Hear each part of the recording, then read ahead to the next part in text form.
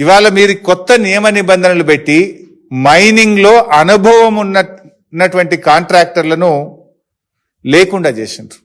ఇలా దాని పర్యవసానమే సింగరేణిలో బొగ్గు ఉత్పత్తి తగ్గిపోతా ఉంది.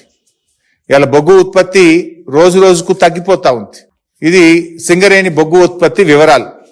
కాంగ్రెస్ అధికారంలోకి వచ్చిన నాటి నుంచి ఉత్పత్తి తగ్గిపోతుంది, బొగ్గు అమ్మకాలు తగ్గిపోతున్నాయి. సింగరేణిలో జరిగిన స్కామ్ల వల్ల ఆ సంస్థ మీద ఎట్లా ప్రభావం పడుతుందనడానికి దిస్ ఇస్ ద డాక్యుమెంట్. ఇవి నేను చెప్తలేను, ఇవి సింగరేణి గణాంకాలు. బీఆర్ఎస్ హయాంలో ఎట్లా పెరిగిందంటే 2020-21లో 50 మిలియన్ టన్నులు, 21-22లో 65 మిలియన్ టన్నులు, 22-23లో 67 మిలియన్ టన్నులు, 23-24లో 70 మిలియన్ టన్నులు. అంటే ఇయర్ ఆన్ ఇయర్ పెరుక్కుంటూ పోయింది బీఆర్ఎస్ హయాంలో. కాంగ్రెస్ రాగానే 24-25లో 69కి తగ్గిపోయింది. ఇప్పుడు 25-26లో 9 నెలలు 10 నెలలు అయింది కదా, ఇప్పుడు 43-45కి తగ్గిపోయింది.